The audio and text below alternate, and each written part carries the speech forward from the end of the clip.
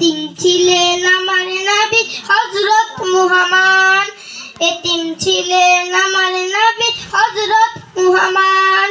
জীবন চলার পথে রইছে আপন পথ, জীবন চলার পথে রইছে আপন পথ।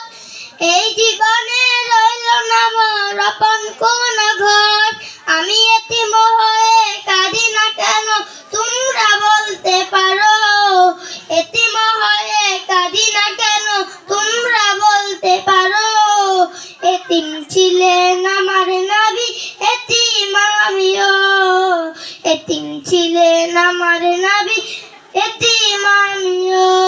আসসালামু আলাইকুম ওয়া রাহমাতুল্লাহি ওয়া বারাকাতুহু।